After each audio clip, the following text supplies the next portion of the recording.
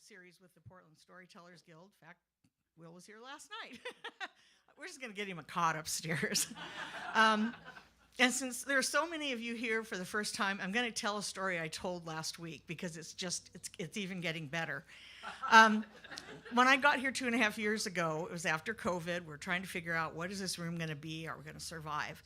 And I had so many people that wanted to play here, and they would I used to sell the room out. Okay, so I'd book them, and we'd get 10 people, and we'd get 12 people. And about the 10th time I got that email was Will. Oh, I'll sell the room out. And I'm like, oh, yeah, right. I'm like, yeah, well, just plan on 30 or 40%. He goes, no, I'll sell the room out. I guarantee it. I'm like, well, what have I got to lose? He sold the room out. And most of you, thank you. And most of you know that this time, not only did he sell the room out, but he's now sold it out twice in a week. So thank you, Will. Thank you to all of you for coming and supporting our listening room. And let's have some fun and listen to Will tell us great stories. Thanks.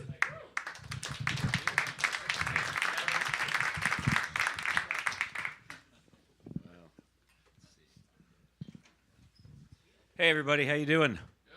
Good. I want to thank this Artichoke community. There are a few places in the world like this. It's an amazing spot. This is a place of community. It's a place of music, performance, culture, education, wonderful instruments for sale, and also so much of it is run by volunteers, and some of those are here tonight. Tripp is at the bar. Steve was at the door. You just heard from Shelley. And on video, we have Hester. And sound is Melon. Let's give them all a hand. Thank you. I want to dedicate tonight to my cousin, my late cousin, Holly Hornyak. She would have been 65 today. She passed away at the age of 52. And she was an amazing, amazing woman. She had an infectious laugh. She had a wicked sense of humor. She was an amazing adventurer. When she was in her 20s, she spoke fluent Mandarin, and she went to Beijing. She would walk through the streets by herself. She would get on trains and travel all through China by herself. She opened up an import-export business on the East Coast when she came back. She could have been a literary tour guide of New York City. She loved writers, poets, dramatists. She knew where all they lived and where all they performed and such. And I miss her. When I told people in my life I was going to be a storyteller, she was one of the few that went, cool, that's great. Instead of you're going to do what? So Holly, wherever you are, whatever adventure you are on, this is for you. Holly Hornyak. And we also have another birthday, Cesar Agosto, right here. Happy birthday, Cesar. And he decided to spend it here. So. I remember the sounds of Andean music, the charangos and the flutes blaring from speakers and little buses crammed with people and chickens and goats, and Andean women wearing brilliant shawls and little bowler hats, and the bus driver looking out the window at the circuitous path, and right above him the image of the Blessed Virgin Mary and Jesus and St. Christopher, and sometimes all three, because divine intervention was necessary on these precipitous mountain roads. I remember the sounds of the street vendors in Lima. Plátano para la venta, rico, empanada tengo. And the bus collectors calling out the destinations, Callao, vamos a Callao, sube a la Victoria. I remember the sounds of demonstrators in the streets, hundreds, sometimes 1,000 strong, just outside my fourth-story window on the street, chanting, Un pueblo unido jamás será vencido. A people united will never be defeated. And then tanks coming into the streets and bursts of automatic weapon fire. And then days later, the same tanks coming into the streets and soldiers pouring out of the tops of tanks, dancing with the demonstrators because Peru had just won a soccer game in the World Cup. I remember the sounds of night birds in the jungles and howler monkeys in the dark, and by day the sound of the peckies, not a bird, a one-cylinder Briggs & Stratton engine. the workhorse of the Amazon that pushed the boats up and down the river to the incessant sound of pecky, pecky, pecky, pecky, pecky, pecky, pecky, pecky, pecky. I remember the sound of my landlady's voice. Senor William, tu desayuno está listo. Your breakfast is ready. And one did not want to be late for Delia Pasantes, my landlady. And I remember the incessant typing of me on my little Olivetti Underwood portable typewriter that I could slip into a backpack. I remember that, and more than I could ever tell. But I do want to tell you a few stories from a reporter's notebook. Page 1, dateline, Lima, Peru, March 1978. Headline, hapless gringo reporter arrives in Lima, bereft of Spanish language skills. It was true. Anybody here speak a foreign language? Como no? Yeah. Some people, they raise their hand like about this high. You know, I'm sort of like that, you know. There's a term, an expression in Spanish, which is me defiendo en español. And it sort of means I get by in Spanish, but I like the literal definition, which is I can defend myself in Spanish. Right? I could not. I was completely helpless. I was clueless. And the strange thing is that I had occupied desks in classrooms where Spanish had been taught, all through high school and all through college. And by the time I graduated from Marquette University in Milwaukee, Wisconsin in 1976, I was still at what I call the Hola Carmen, vamos a la biblioteca level of Spanish. Hi, Carmen, let's go to the library. That was it. You know? It was just above the English version of see spot run, run spot run. I could say with a pretty good accent, hola, Juan, ¿qué pasa? Hi, John, what's happening? The problem was, if John actually told me in his native tongue what was happening, I would have no idea. Now, a friend of mine told me, well, Will, you don't learn in a classroom because you're an experiential learner. I said, oh, what's that? And he said, well, in your case, unless you're about ready to experience death or starvation or torture for want of learning Spanish, you're probably not going to learn Spanish. It was true. And that would have been fine, except in the year 1978, when I was working as a general assignment reporter at the Milwaukee Journal, a big daily newspaper, I received a grant. I won a grant that I had applied for from Inter-American Press Association to live and work for a year in Lima as a reporter in Peru. And I thought, I don't know, what do you think? That it might be a good time to learn Spanish. It was either that or Quechua, you know, the native tongue of the Andean people. But since I had such a firm foundation already in Spanish, I wanted to build upon that. And so, with that in mind, I enrolled in the Sullivan Intensive Language School Spanish course, and they assured me that if I studied diligently, which I did not, and if I attended classes once a week for 3 hours, which I did, I would be proficient in Spanish by the time I left, which I definitely was not, which was very evident on the cab ride from the airport to my pension. When I inquired of the cab driver, ¿Cómo está usted? How are you? And he rambled on for 15 minutes talking at me. And I realized that I could understand some of the vocabulary words. I could even conjugate many of the verbs he was using, but I had no idea what he was talking about. A friend of mine who's a juggler, he once said, if you want to learn to juggle, start dropping the balls now. And that's kind of like learning a foreign language. You got to be willing to make mistakes, sound like a fool, sound like someone who says, pardon me, could you direction me to that place where trains have run that I might mobilize myself to Cuzco one day? Is there nearby a restaurant, cheap, not too far away, that we might eat someday? Or the faux pas that I actually did make in a little Andean store. I'd come out from a backpacking trip and I needed shampoo. But I didn't know the word for shampoo. But I thought I used the word for soap. But I didn't know the word for soap. But I knew, as many of you probably do, that if you take many English words and add an A to them, right, And if you speak them loudly enough, they will magically become a Spanish word. Right? So I said to the woman behind the counter, "Yo necesito sopa para mi pelo." Sopa para mi. She said, "¿Qué?" I said, "Sopa para mi pelo." Okay? And by now there was a little knot of Andean women all around me, trying to stifle their laughs. And I said it louder, "Sopa, sopa, para lavar, to wash my hair." She said, "Oh," she said, "shampoo." It's a universal word. You can use it anywhere. And then she informed me that what I was asking for was soup for my hair. So it was fear of making mistakes like that kept me for 3 days of walking into any restaurant or any cafe for fear of mangling the language.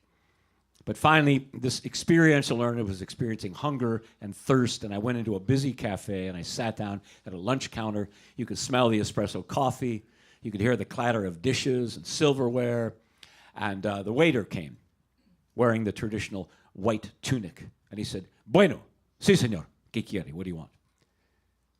And in my perfect Sullivan Language School pronunciation, I'd been rehearsing, I said, "Señor, yo quiero una botella de agua mineral." I want a bottle of mineral water. And he said, "Bueno, claro." And he went away. And you know what he returned with? A bottle of mineral water. And I went, yes! The possibilities were endless now. This was just a little toehold on my long climb towards Spanish proficiency, never fluency. And I knew it would be a long road, and I knew it would be difficult, and it would require some discipline. But what I was not prepared for was that it would be so much fun, so enjoyable, would actually become one of the most rewarding experiences of my life. And what happened was this. I gave up trying to understand everything and everyone and every word and every phrase, and I just let myself be surrounded by the music of Spanish, which is a beautiful, beautiful language. And I was in this sort of 24/7 surround sound language bath anyway. And Lima, on the streets, it's filled with conversation. People are talking animatedly in restaurants and cafes. The street vendors are shouting, And every day I would go and have café con leche, coffee with milk with my landlady. She spoke no word of English, and she would talk at me for 20 minutes. Right? In her beautiful aristocratic accent. "Mi papá era un gran caballero." My father was a great horseman. "Tenía dos caballos magníficos." He had 2 magnificent horses. And she would always end with, "Pero antes, todo era mejor." Before, everything was better. And it was true for Delia. She was of an aristocratic family. 10 years before I arrived, there was a bloodless coup in Lima. The democratically elected president, Fernando Belaúnde Terry, was overthrown by a 10-member military junta.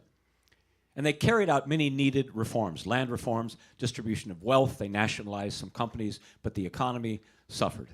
And much of Delia Pasante's land and their estates, they were sold off.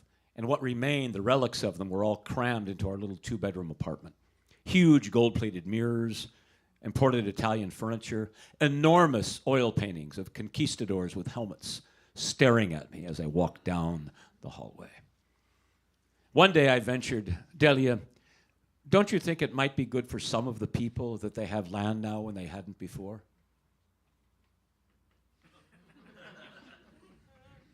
Silencio. And then I'll never forget what she said.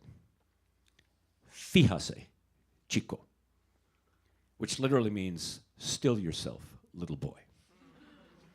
Y márcalo bien lo que voy a decirle. And mark well what I am about to tell you." And she went on for the next 10, 15 minutes in an enormous diatribe. I learned words I'd never heard before. But her disparagement of los cholos comunistas, the half-breed communists that had taken over the government and pushed out the true aristocracy, the educated people like herself. But my favorite place to imbibe the language of Spanish was to go to the great Plaza San Martin, the main plaza in Lima. And Lima has beautiful weather in the summer. And in the summer, people would gather men would gather. There were very difficult times economically, so there was a lot to discuss. People would wake up and find that the price of bread or milk or potatoes had doubled by 50% just overnight. So there was a lot of turbulence. And the men would argue, and sometimes men would get up on a soapbox, and they would make speeches. I had never heard fiery oratory like this before. El Peru, nuestra patria, es un lugar vergonzoso. Our country is a shameful place. Los generales viven como reyes. The generals live like kings. Mientras la gente sufre and the people suffer. Sin plata, sin comida, sin trabajo. Without food, money, or work. Tenemos, amigos, que hacer algo. We must do something. And then the people would cheer. Eso es, sigue, sigue, continue. I was a kid from the suburbs. I had lived in a very narrow band of race and class and culture. And people were fairly quiet from where I was from.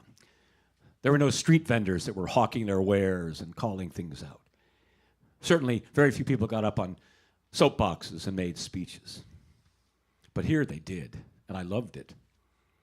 I began to listen to it. And also, I was a newsman. I was a reporter. So words to me were things that were in print. They were on paper. Words were tools for passing on information, knowledge, and ideas. But here, words were things that would catch fire. They would ring out like a bell. Words were things that would pummel you. Words could dive down deep and dig up. And I couldn't help myself. I started learning Spanish like a child, mimicking. I'd walk home saying, Peru es un lugar vergonzoso, un desastre completo, un fracaso total. Nosotros, amigos, tenemos que hacer algo. I had no idea what I was saying, but I just liked the sound of it, And that's what began to happen for me.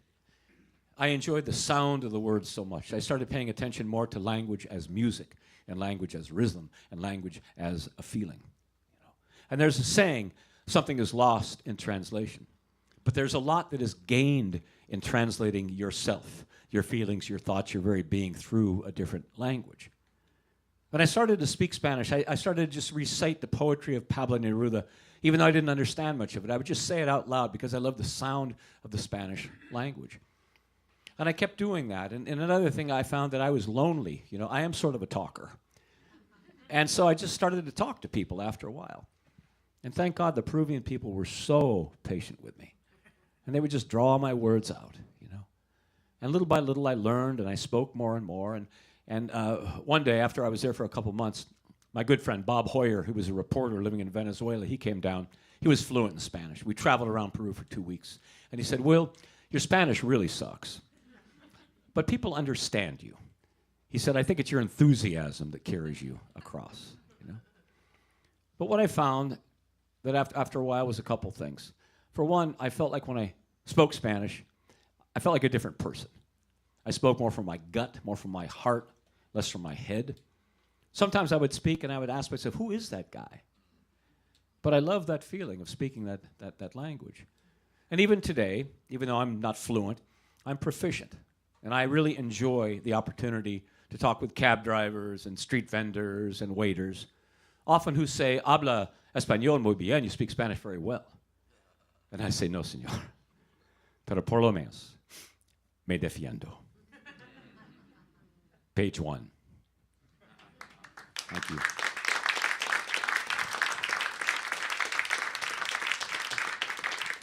Thank you. Page 2. Dateline, Nazca, Peru, April 1978. Headline, Grave Matters. Do any of you remember in school, it could have been grade school, middle school, high school, things called hall passes? Remember this? I always loved it. It was like a little feeling of freedom, You could get out of the class and wander around. And I always felt like when I became a newspaper reporter, and I had done newspaper reporting since high school, it felt like I had a permanent hall pass in the world. Because in being a reporter, they expect you to get out and about and see things. And reporting opened many doors to meet interesting people, to go to all kinds of places, to get involved in realities that I never, ever would have known before. And I had a great editor at the Milwaukee Journal office where I worked as a general assignment reporter. His name was Tom Lubenow.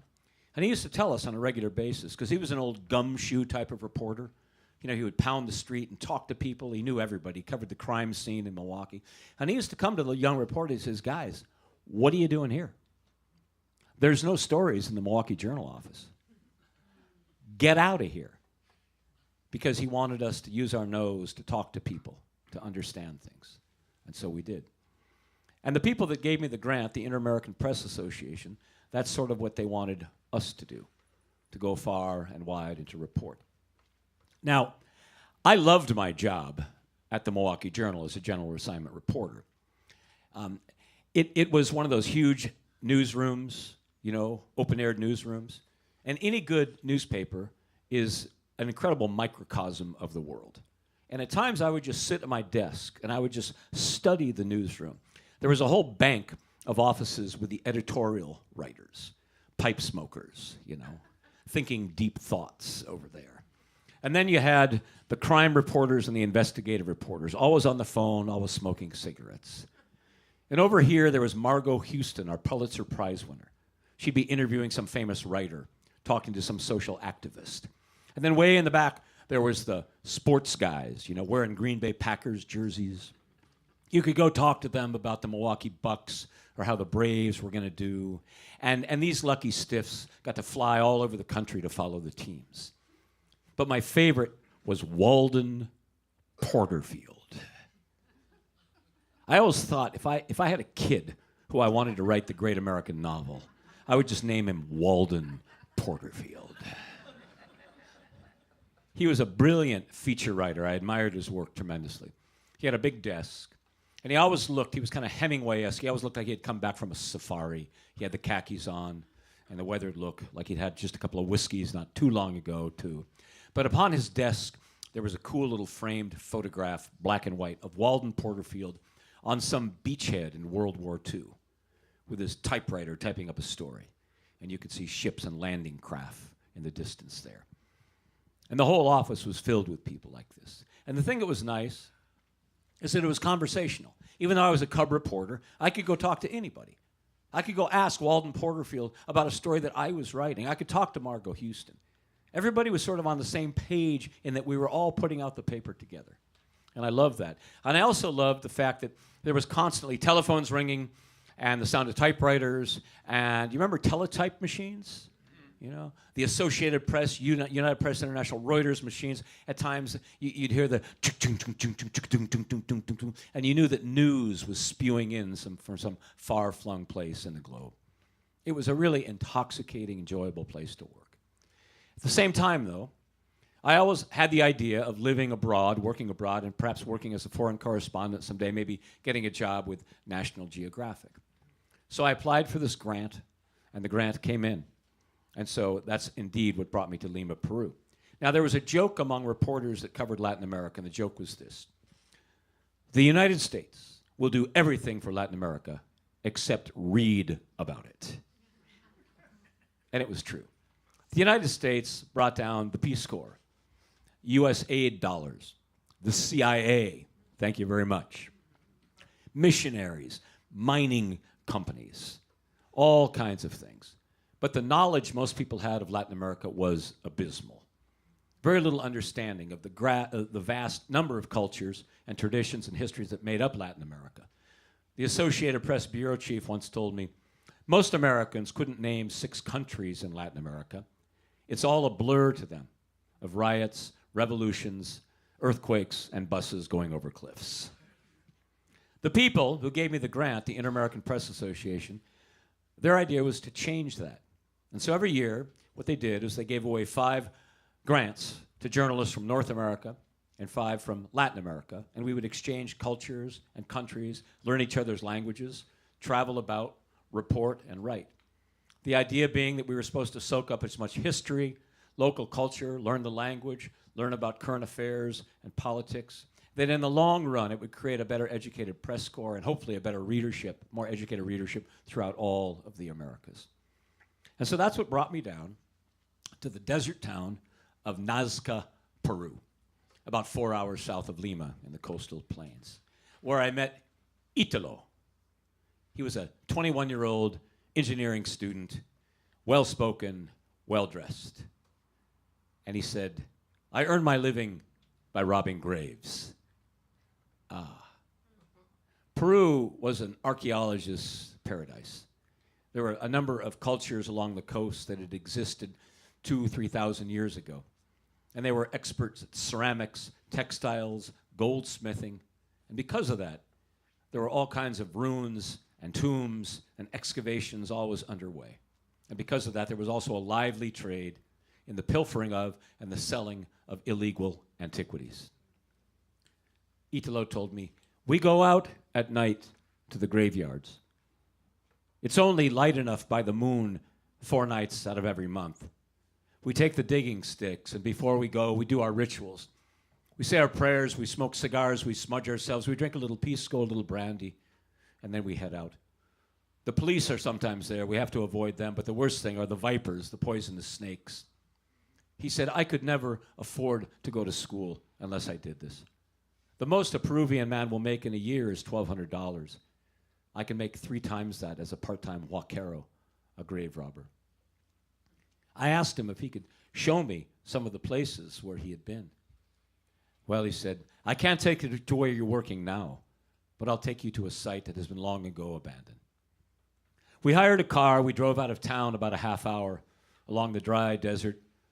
There was a stream bed. We got to a place where we stopped and climbed up over a low hill, and there was a valley, maybe the size of 3 or 4 football fields. It was the strangest sight. You could see that the earth was disturbed everywhere. Mounds had been thrown up. And as we neared it, I could see there were skulls and bones and bits of ceramics and bits of weavings everywhere. Italo said, the dry desert air preserves everything.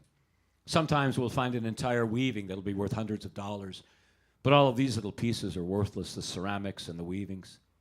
But as well as preserving cloth, the dry desert air also preserved flesh. And there were cadavers of Nazcan bodies, 1,500, 2,000 years old, still with brown skin all over them. Taut, brittle brown skin, their heads thrown back. Flesh on their faces, their mouths agape. Looked like they were making a silent scream. We walked through this place for an hour or more. I felt like I was walking through a Hieronymus Bosch painting. It was the strangest place. And Italo told me, you know, when I get my degree, I won't have to do this any longer. We agreed it would be better for him and probably better for Peru also. Because the man who was the director of protecting Peruvian antiquities said, the problem with this is that Peruvian archaeologists now, they have to go to study their own artifacts in London and Paris and New York and Los Angeles. We have one example of fine Nazcan weaving. In New York, there are 125. But because it was so lucrative, the trade continued. Italo and I drove back. I tried to imagine those valleys as they once were, with over 25,000 people. And some of you may be familiar with the Nazca tribe and have heard of the Nazca lines, perhaps. These are enormous etchings that were made in the desert. They were found in the 1930s by aerial photography. Massive etchings that were cut into the desert floor. Crocodiles 500 feet long, monkeys, hummingbirds, all of them perfectly proportioned, expertly drawn. Lines that ran straight for a mile pointing to solstice directions. It was a very, very high civilization. When I drove Italo back, I bought him lunch and wished him well. And that night, walking through the streets of Nazca, I heard some music. I went into a bar and sat down. Peru is famous for Afro-Peruvian music on the coast. And it was so good to hear music, to be surrounded by song, and to watch the dancers dance, to be surrounded by life again after having been all day in the graveyards. Duerme, duerme, negrito, que tu mamá está en el campo, negrito. Va a traer buena cosa para ti, va a traer rica fruta para ti. Duerme, duerme, negrito, que tu mamá está en el campo, negrito. Page 3, Dateline, Yungay, Peru. May 1978. Headline, The Great Peruvian Earthquake Revisited. My best friend in Lima was Carlos Alvarez.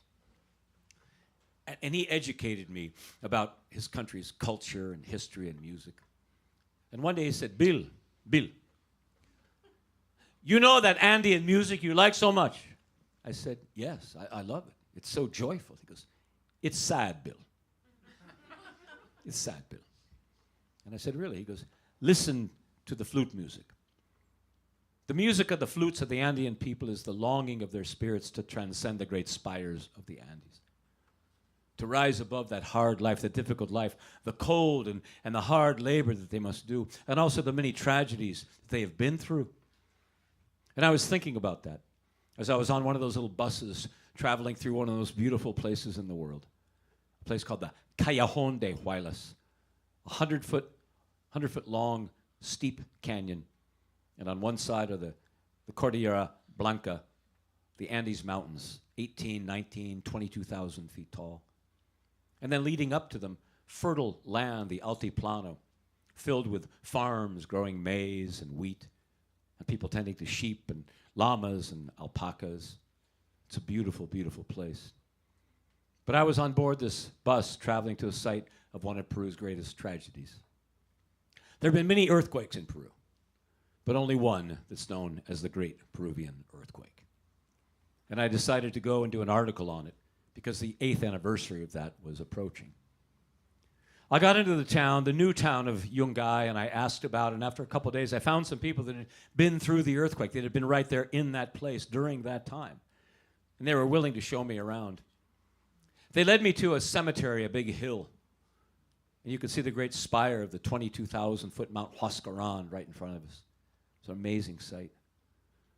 The woman, Gloria, she said, when the earthquake struck, it seemed that it lasted forever. This was May 31st, 1970, approximately 3:30 in the afternoon. A 7.9 earthquake registered just off the coast of central Peru. Within 45 seconds, 90% of the buildings of Chimbote, a major Peruvian coastal town, were destroyed. But the greatest devastation would happen right where I was standing. The woman said the earthquake lasted and then it came to an end. And it was a couple minutes after that that we heard the sound. She said we thought it was planes. It was so loud we looked up. We didn't know what it was, but it just kept coming and coming and coming. The town of Yungay was a beautiful little village of about 5,000 people. But Gloria said, but not on Sunday. On Sunday, people came from far and wide. It was a marketplace. People went to church. It was a social time. There were between 22 and 25,000 people in the village on that day. And many of them were in the plaza because that day a soccer game was being broadcast and all the people had gathered to listen to it. When the earthquake struck, it shook the village, of course, and the people ran in and out of their houses wondering what would happen, and they looked and, well, they could see that even though it had shaken and jolted and some of the buildings had been destroyed, most of the town was intact. And they had the feeling, we've come through it. They began to put things back together. What they didn't know was that 11 miles up a steep canyon, that earthquake had jolted loose hundreds and hundreds and thousands of tons of glacier and rock and ice and snowfields. Had shaken it loose and put it down like in the top of a great funnel and churned it about and churned it about. It's hard to imagine the size of this, but there was one rock that calved from the side of Mount Huascarán, 400 feet tall, a half a mile wide. This piece of rock made a free fall of 2,000 feet, landing upon a glacier. Split the glacier, split the rock, mixed with the snow and the ice, and all of this now had nowhere to go except down. As it came down, it made an enormous avalanche of mud and debris. The power of it was so great, it pushed boulders in front of it. Some of them I stood beside. They were as big as a small house. Some of the boulders went down the valley and over side valleys and into villages everywhere. But the brunt of the avalanche, as it traveled this 11-mile route, was moving at 275 miles an hour. Gloria said, "We didn't know what to think. We saw dust coming from the valley. By the time the avalanche reached the mouth of the valley, which is where lay the town of Yungay, and it's 25,000 some inhabitants now, the avalanche was 1.5 miles wide, 300 feet tall." She said, within seconds, the entire village was gone. And the force of the avalanche was so great, it pushed down around us. We were standing, strangely enough, on a cemetery, which was a big hill. Because of that, we were saved. The avalanche went around the hill. It traveled all the way down to the Rio Santa. It blocked the Rio Santa. The dust was so great, they couldn't get helicopters in for 3 days. In all, between 22 and 25,000 people were immediately buried in the town. Over 60,000 people died in the earthquake. But the strangest thing was to walk upon the old town, which was now covered by 30 feet of mud. I went to the place where the old plaza was, and you knew where it was because, strangely, somehow, 4 palm trees had survived. And just the tops of them, the top 5 feet, grew out of the mud. And I stood there, knowing that there were hundreds, thousands of people buried beneath me. The Peruvian government declared it a national cemetery, a national graveyard, never excavating anything. But the strangest thing was to look up and see this enormous and beautiful, peaceful, serene Mount Huascaran, a place that is so sublime. It was hard to imagine the awesome power in that awful day when the avalanche struck. And I couldn't help but think, certainly most people, many people died instantly, but certainly many did not. Somehow people were pushed and turned and torn apart. But certainly some had survived, trapped underneath for hours or days at a time. When I made my way home on the little Andean bus, where the music was always blaring, I heard the sadness in it, like I never had before. And when I got home, my friend Carlos, he gave me a book of the poems of Cesar Vallejo, one of the great poets of South America. He's Peruvian. And the poem says, he said, read this. It says, "Hay golpes en la vida tan fuerte, yo no sé. There are blows in this life so hard, I don't know. They seem to come from the wrath of God. They seem to draw us into the undertow of all human suffering and embed it in our souls. They are few, but they are. And they open up furrows in the strongest of faces and in the strongest of loins. Hay golpes en la vida tan fuerte, yo no sé. There are blows in life so hard, I don't know. Rio Santa, caudaloso."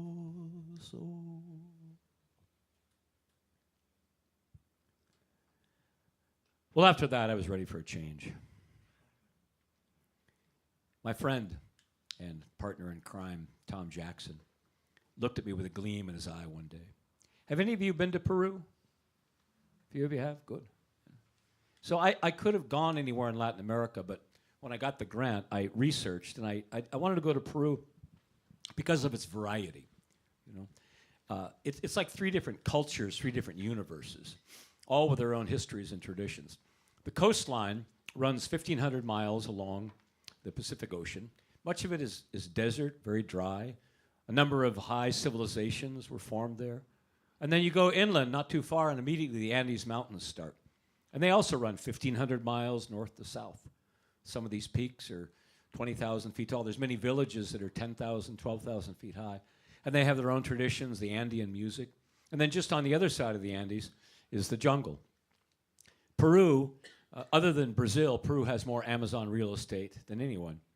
And the interesting thing about Peru's jungle is that you have the high jungle, because just over the Andes it starts, you have cloud forests that are at 14,000 feet high. It's an amazing place. And one day, my buddy Tom, he looked at me, and he said, "Hey, Will, you want to house sit in La Jungla, the jungle? Connor and Mary want a break, and they want us to take care of the farm. Take care of the farm." The farm was a little eco-resort before ecotourism was even known. And our friends Connor and Mary had built this little place. It was 4 bungalows screened in and a big lodge, round lodge, about, 60 feet in diameter. All of it made with natural materials and all of it thatched with banana leaves and palm leaves. Connor and Mary Nixon had given up their jobs as a firefighter and a registered nurse in San Francisco. And for the last 2 years, they had poured their life and their savings into making Las Brisas, this little resort. And finally, after a couple years of hard work and employing all local labor, they were able to get it up and running, and they had a few guests. But they were exhausted, so they asked Tom and I if we would go. What do you think we said? It took about a nanosecond. Yes, we'll go. Flying into Pucallpa was interesting. You're looking out the plane, you can see this little island of civilization, this tiny little place that's been scalped out of the jungle, amid this enormous, vast ocean of green Amazon jungle. And it's perched right on the Ucayali River, one of the major tributaries of the Amazon. Pucallpa now is a city of 300,000. When I was there, it was 70,000. It was more like a frontier town.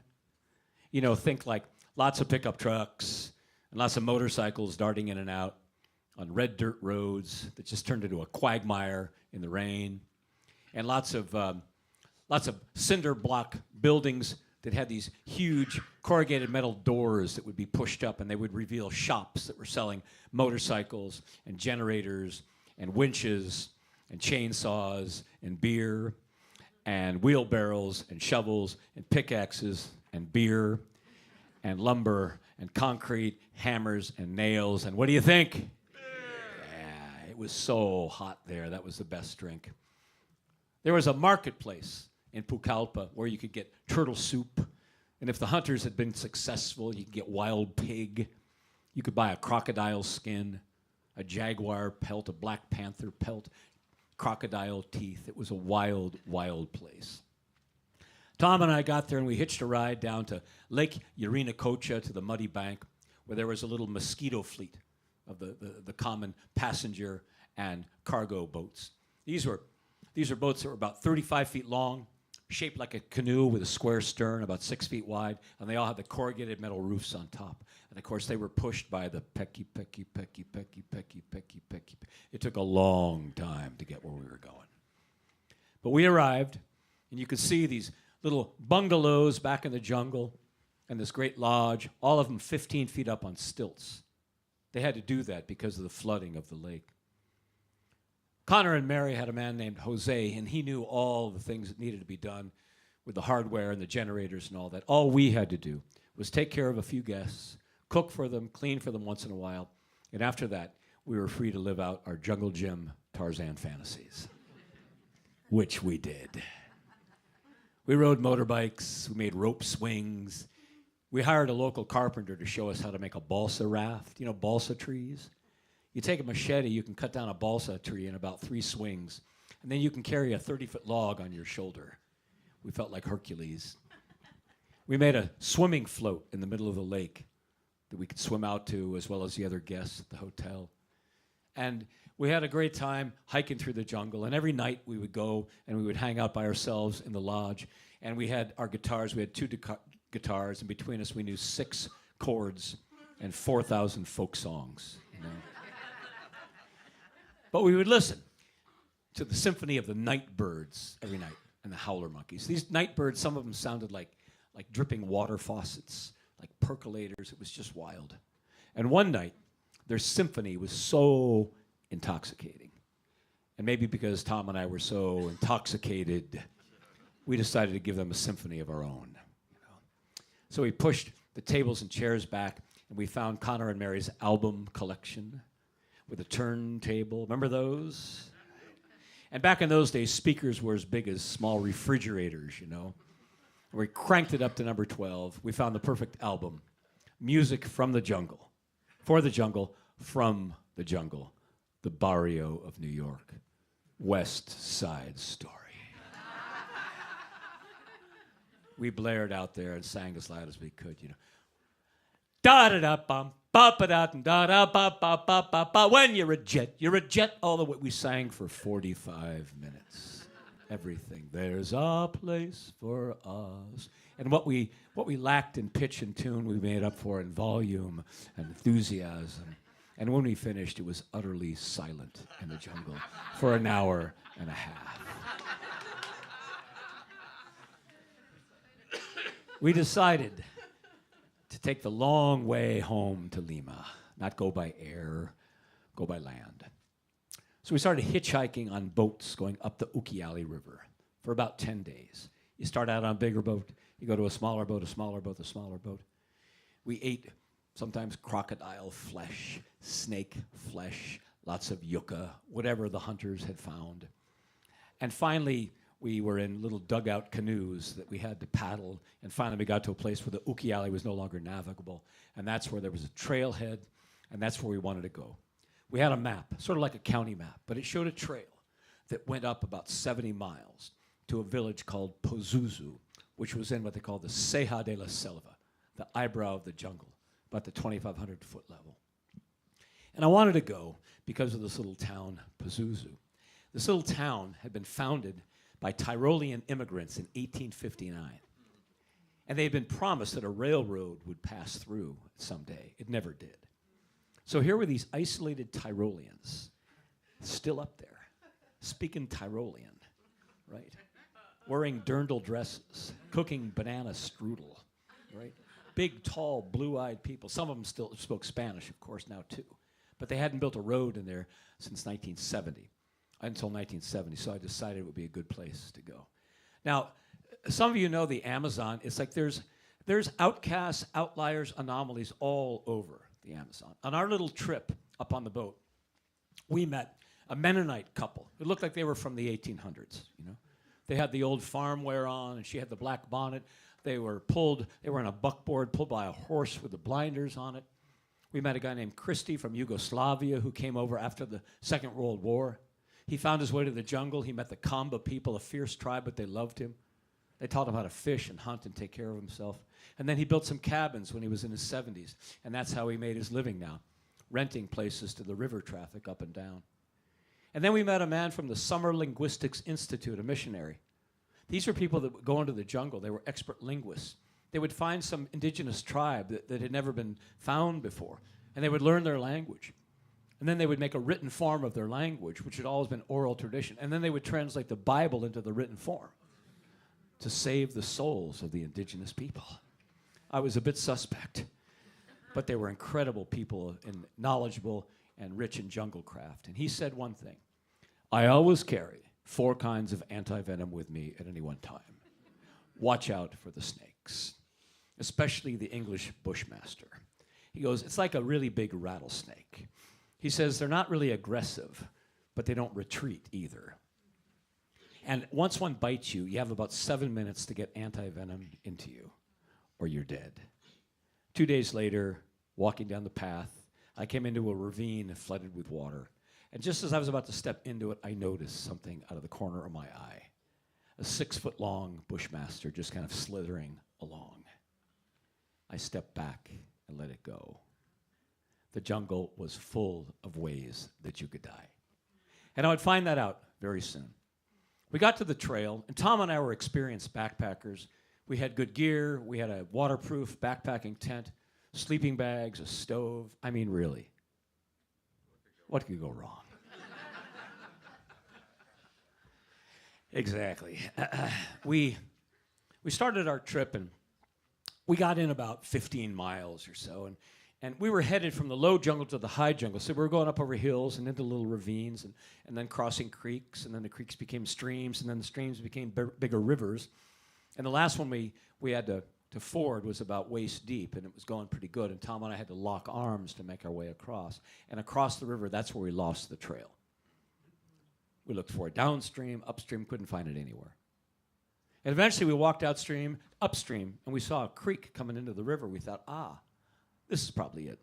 It was wide enough for foot traffic and even where animals could pass, because they said that on this trail there were animals that sometimes would travel up. So we thought it was a good possibility. We followed it up for 3 miles, wading back and forth across the creek, ankle deep, maybe thigh deep. And then finally we came to a box canyon with a waterfall. No way. This was the trail. But now it was late. It was getting dark. We decided to make camp. The only place to do that, well, there was a big flat stone about 10 by 10 in the middle of the pond created by the waterfall. We had a freestanding tent. What could go wrong? We put it on the rock. We were exhausted. We went to sleep. And I woke up. And about 3 hours later, with rain. Heavy rain. I reached out with my hand to the floor of the tent, which was bouncing up and down with 3 or 4 inches of water. Now, my buddy Tom Jackson was a very experienced kayaker, mountaineer. He'd been in the woods a lot longer than I had. And I said, Tom, there's water under the tent. He said, that's no big deal. I took his hand and put it on the tent, and I'll never forget what he said. Oh, shit, we got to get out of here. If he was afraid, I was terrified. We already had our clothes on. We put on our boots. We zipped open the tent, and as soon as we did, water started to pour in. We got our backpacks on, and by then, the tent was gone downstream.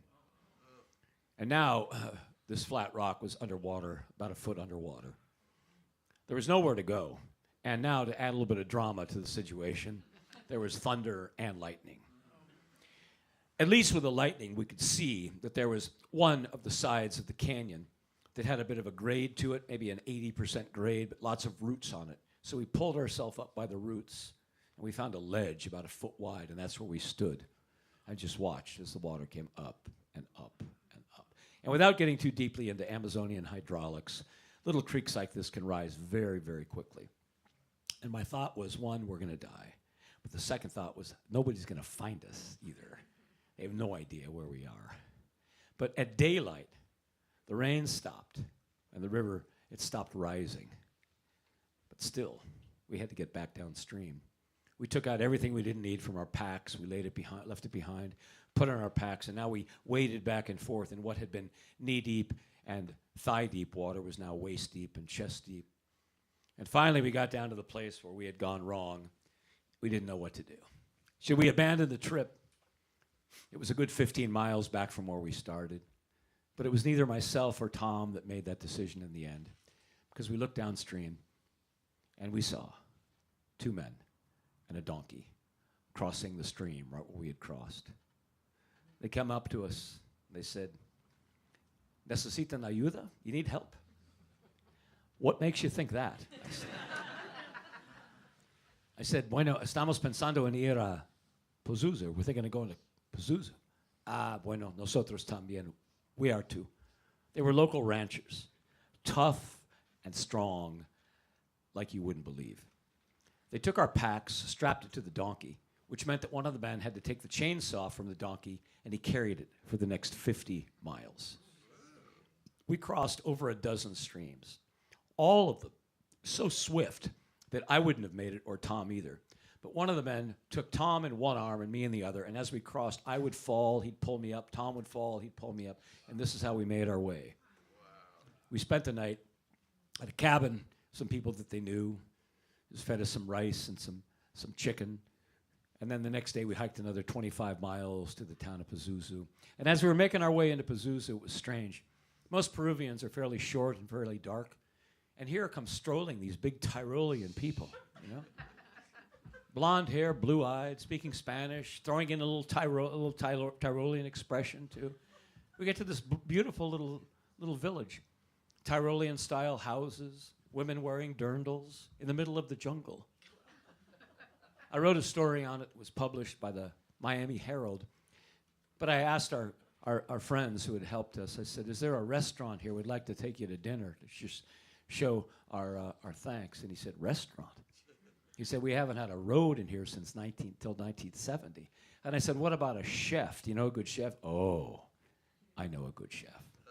She made us the most amazing Amazon Tyrolean meal I've ever had. fish and schnitzel and banana strudel. It was incredible. We hitched a ride the next day to Lima, 300 miles and 36 hours away, down a bone-rattling, pockmarked, pitted road. And as we made our way away, I realized this was the same route that these Tyrolean immigrants had come. 200 of them had survived, come all the way into Pazuzu on their donkeys. And I thought of them, their donkeys filled with tools and gear, and their heads full of dreams, and probably some of them thinking, what could go wrong? We got to an Andean town. We had a few chichas, which is a corn beer, and that's where I heard this song. And I want you to join me on it. It's really easy. It just says, it's very profound. It's, "Oh woman selling chicha beer, sell me some chicha." If you don't have that, anything else will do, okay? So it goes, I'll sing it through. Senora Chichera, vendame chicha. I want to try it. Senora Chichera, vendame chicha. And then I'll sing, Si no tienes chicha, cualquiera cosita. Try it again. Senora Chichera, vendame chicha. Again. Señora chichera, véndame chicha. Si no tienes chicha, cualquiera cosita. One more time. Señora chichera, véndame chicha. Señora chichera, véndame chicha. After a song about beer, why don't we belly up to the bar and get one? We'll come back. The last part of the show just lasts about 15 minutes. Thanks for listening, everybody. Thanks for being here.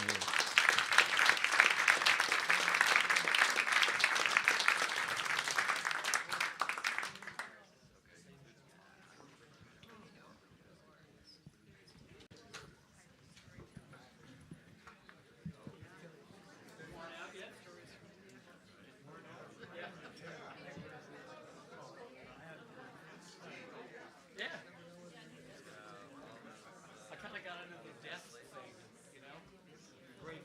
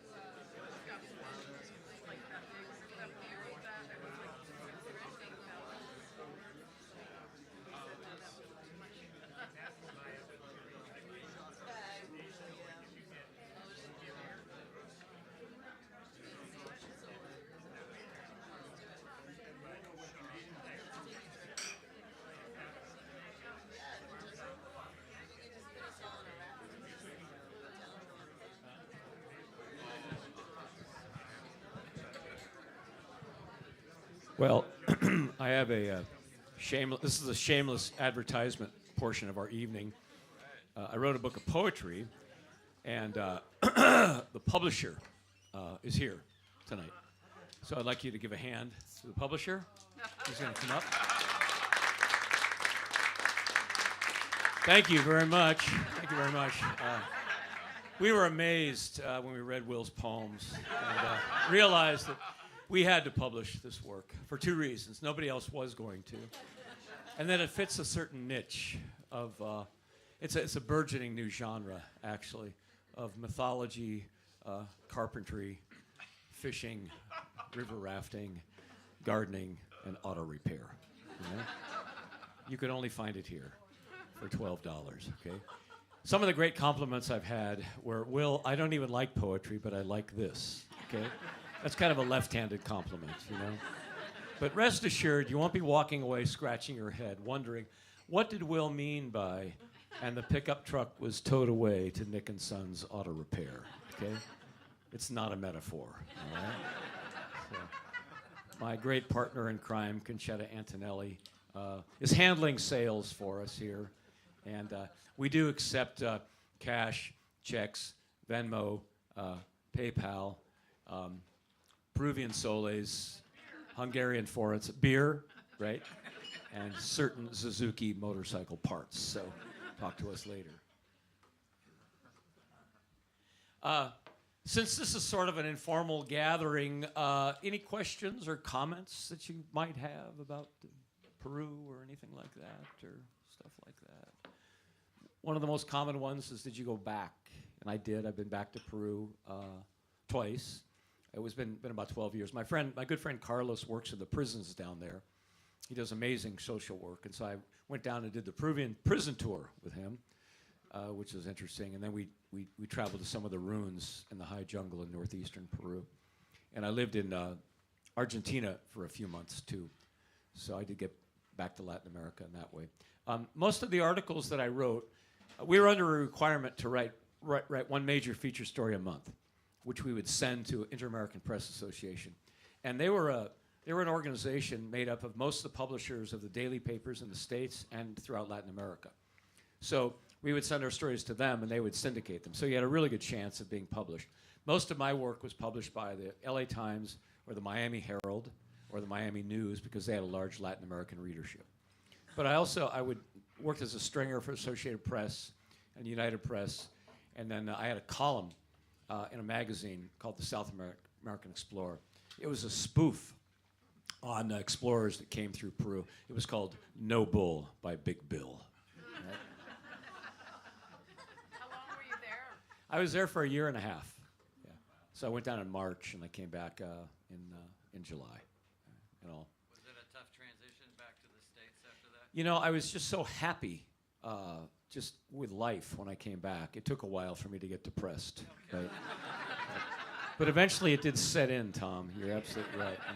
I think part of it was in Peru, you go to, I loved, even though Lima, a lot of people think it's a dreadful place, but Lima was the capital of the Spanish Empire in Latin America, so there's incredible architecture, beautiful plazas and such.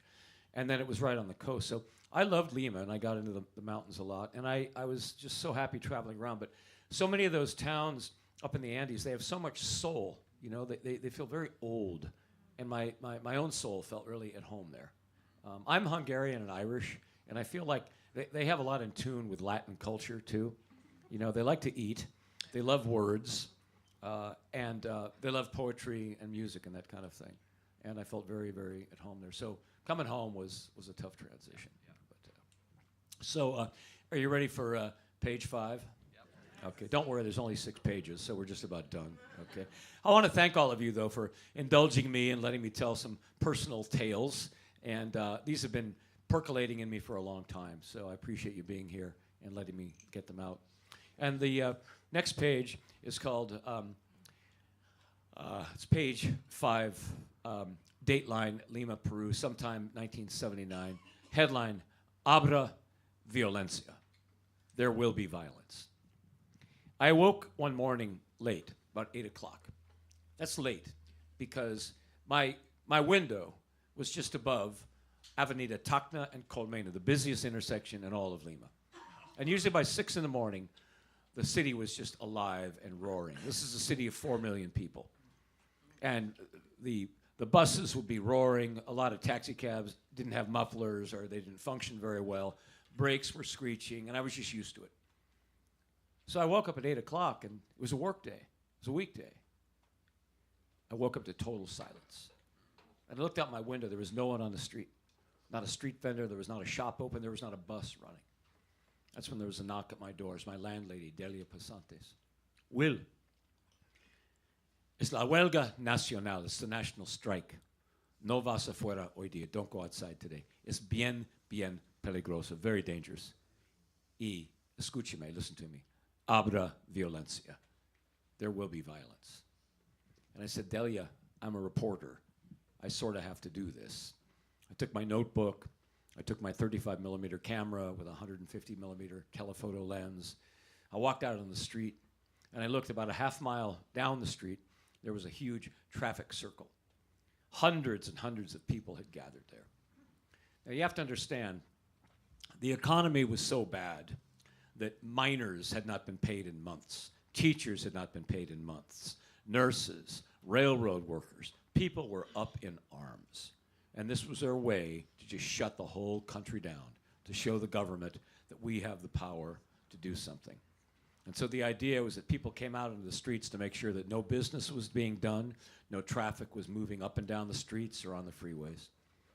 I walked down there and I tried to hang out at the edge of the crowd, right? Taking notes, getting crowd counts, doing photographs when I could. But you never knew when there was going to be a dangerous spot in the crowd, because sometimes somebody right next to me would throw a bottle at one of the Guardia Civil, the local police. And then we were the ones being chased, having to duck into doorways, having to find our way to safety. I stayed there for about an hour, and then I moved with a large crowd down one of the main boulevards to a freeway overpass.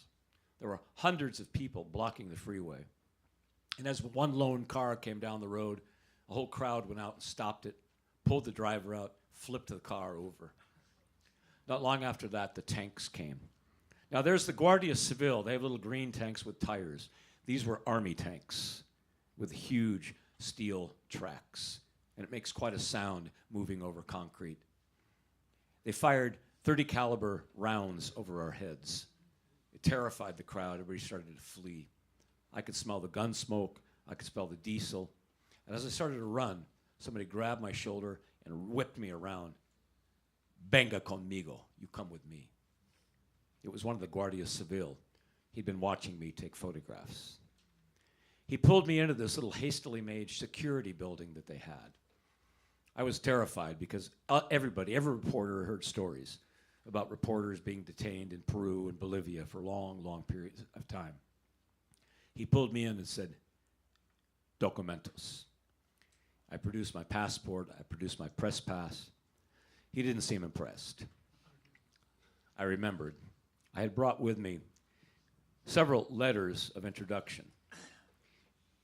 The dean of the Marquette College of Journalism was George Reedy, who prior to that had been press secretary to Lyndon Johnson. He had helped me secure the grant. George Reedy had traveled widely through South America. He spoke Spanish. He knew all the major publishers of all the daily newspapers throughout Latin America. And he had given me letters, personal letters of introduction to the publisher of El Comercio, which was like the New York Times of Peru. George Reedy told me before I left, Latin American officials love documents. You can't have enough of them. The bigger the letterhead, the better. He opened up the letter. He looked at it, and he looked at me. The letter, me. Bueno. Sigue. Get out of here. No toma más fotos. I figured I had stretched my luck far enough here. I got out of the office, and I walked about 2 miles to the Associated Press office because I was stringing for them at the time. They were on the second floor. I could see the light was on, and they buzzed me in. I went in and I talked to Hank Ackerman. He was the bureau chief. I told him what I had seen about the live rounds being fired, about the tanks, and he said a curfew was going to soon be declared, probably about 10 o'clock. He said, write up your story and then get back home. He said, but before you do, check all the files. That was standard operating procedure. Before you wrote any story for Associated Press, you had to research and look at all the other stories that had been written about the same subject. I spent the next hour and a half looking at every story that had been written on strikes and coups and revolutions. And after a while, I read more and more and realized that's primarily what the news was reporting, what the newsmakers were reporting about Peru. Buses going over cliffs, earthquakes, riots, and revolutions. The thing was difficult for me, was that my experience of Peru had been quite different. I'd been there almost a year. I had been treated with so much respect and hospitality.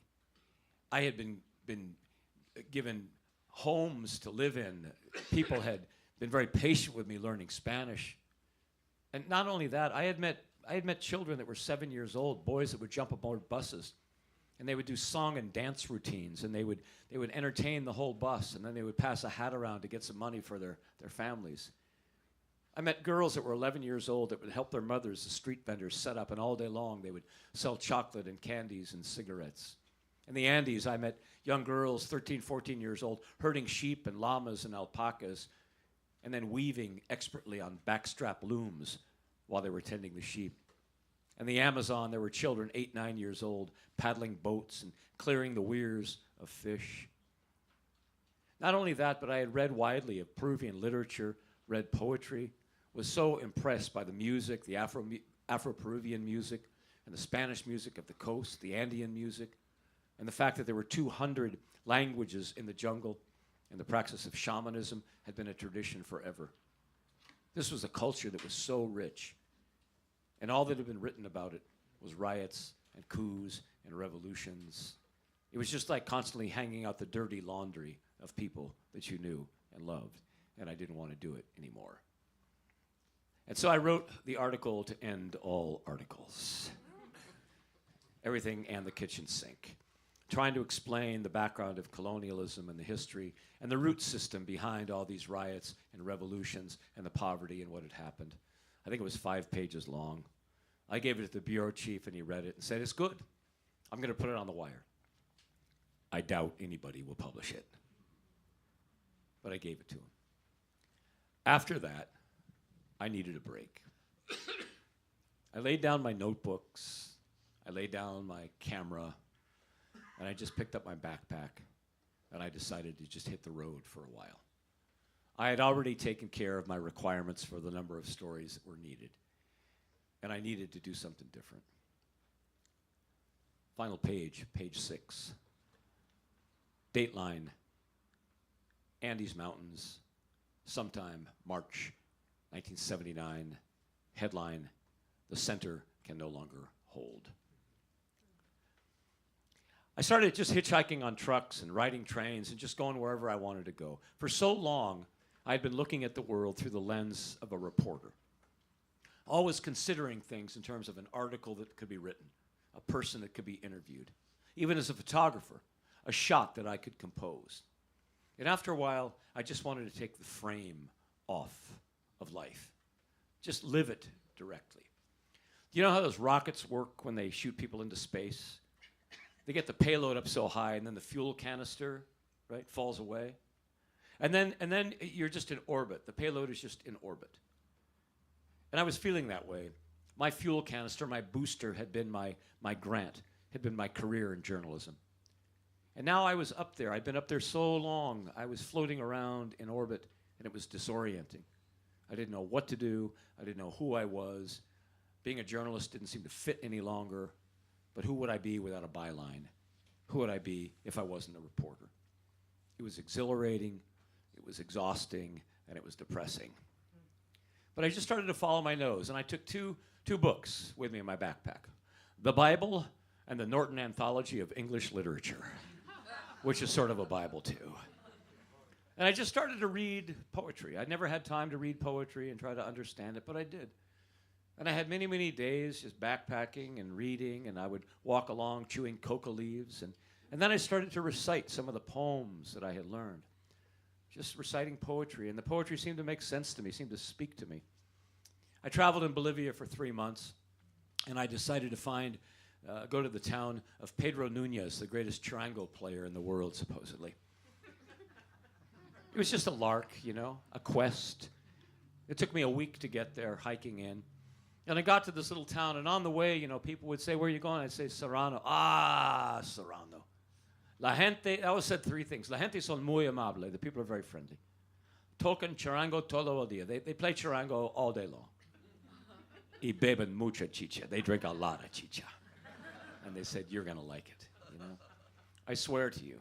I finally got there. And there was a big archway across the road which said, "Bienvenidos a Serrano." Welcome to Serrano. Leaning against the pole that held up one side of the arch was a man playing the charango. I hadn't taken 5 steps into the town when somebody poked out of a bar and said, "Gringo, venga, bebemos chicha." Let's drink some chicha. I stayed there for a few days. People let me put my tent up in a fallow field.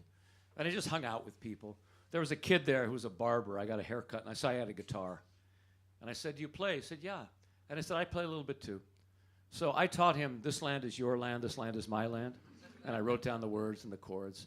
And he taught me "Viva mi patria Bolivia," kind of their unofficial national anthem. "Viva mi patria Bolivia, una gran nación, por ella doy mi vida, también mi corazón." One couple there invited me into their house, and they said, there was a gringo here a few years ago. We really liked him. He stayed for a while. He left a book. Maybe you want it. He gave me the book. Jack Kerouac. On the Road. It sort of inspired my journal writing after that time, And so I just traveled on and on and on, and I began to write down these poems that I was reading that I liked and made up a few lines of my own. And then finally I found myself in the city of Cuzco, which I loved. I'd been there several times, and I spent a couple weeks there. And every night I would walk out of the main part of the town up into the ruins behind the city. These are magnificent rooms. Some of these stones are 18 feet tall and 6 feet wide and 6 feet thick, and all of them put together perfectly without mortar, so perfectly you can't even slip a knife blade between them. And in those days, I could walk up there and just have the whole place to myself at night. On one of these walls, there were 3 stone towers, huge towers. But the Spaniards had taken down the stones of the towers to use them to build the foundations of their churches. But the base of the towers still remained. And so I just found myself walking around the base of these towers each night. And as I did, I would just remember some of the poems that I was learning, And one of them was William Butler Yeats, "Turning and turning in the widening gyre, the falcon can no longer hear the falconer. The center cannot hold." And that's what I was feeling myself. What had been the center of my life for so long wasn't holding me any longer. And I was spinning farther and farther and farther away. And as I would recite these poems, I would just start to riff sometimes, The spotted hawk swoops by and accuses me, complains of my gab and my loitering. I, too, am not a bit tamed. I, too, am untranslatable. I came upon 2 paths that diverged into a yellow wood, and I took the one less traveled by, and it has made all the difference. Half a league, half a league, half a league onward. I was just playing with words, but I was enjoying it so much. And then in the morning, I would go kind of write my own things in my journal. And one night, I must have stayed up there for 2 hours writing and speaking, and I went down to the plaza in Cuzco the next day, and I wrote my first 1-act play. It was awful. But it was something of my own, I'd always gone outside to find stories to report upon, and now I found some vein inside of myself that was worth mining, worth finding. I found out that I had a voice of my own. And not only did I like to write words, but I loved the sound of them, the sound of words. And after I wrote that poem, wrote that little play, I took a walk outside Cuzco, beautiful day, the blue, cobalt, Andean sky. I found a little rocky knoll, and I sat there. I took out the Bible, and it was the Bible that, in the 4 Gospels, it has all the words that Jesus supposedly spoke, all printed in red. You ever seen one of those? So you can go from Jesus to Jesus to Jesus to Jesus through all the 4 Gospels, right? And I was reading this, and one line just stopped me in my tracks. And it was, "Consider the birds of the air." They neither sow nor reap nor gather into barns, yet they are cared for. And then consider the lilies of the field. They neither spin nor weave, but Solomon in all his glory was never, ever arrayed like one of these. And when I read that, I realized that what I lacked was trust. That I had built up in me this huge dam of fear about what my life would be, what my career would be, all this worry and all this woe. And finally, the river in back of it just broke free. Just pushed all that worry and woe out in the form of tears. I cried like a baby for a long, long time. And after a while, I felt like those tears just washed me clear. I felt 100 pounds lighter when I got up, walked back to Cuzco. It was the harvest time, and men and women were working in the fields. They were scything wheat in the old-fashioned way, and then throwing the wheat up in the air to dry in the sun. It was beautiful. I made my way to the plaza, and that night for dinner, I went to a little restaurant, a little typical restaurant in the plaza there. There was an old man playing the Andean harp, and I sat down and took out my little journal, had my bottle of Cusqueña beer, my chicken and rice, and listened to the sound of that beautiful harp music. It was so melancholy and so sweet. And I realized in that moment I had never, ever, ever been happier. And I'll finish with the words of Pablo Neruda that described that day better than I ever could. He said, "And so it was that poetry arrived." Or in some translations that I like, he said, "And so it was that poetry came for me." Right? I love that. I felt like that. Hunted down by poets and poetry. I felt that way. Seamus Heaney, the great Irish poet, once said, "Poetry really is useless, practically, but it just might save your life." Right? So Neruda said, "And so it was, poetry came for me, and something started in my soul. Something started in my soul. Fever or forgotten wings. And from that day, I went my own way, deciphering that fire. I wrote my first faint line, faint without substance, pure nonsense, pure wisdom of someone who knows nothing.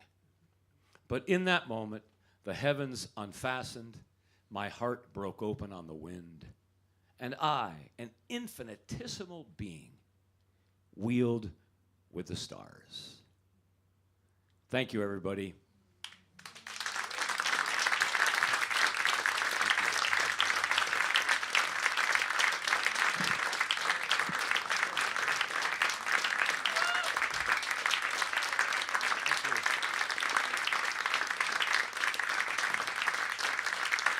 Thank you. In answer to the two most common questions, I did get to Machu Picchu several times. I hiked the Inca Trail the last time. I did not do ayahuasca, so I can't give you the name of my favorite shaman. Thanks for coming, everybody. Thanks to Artichoke Music for hosting this tonight, too. Thank you.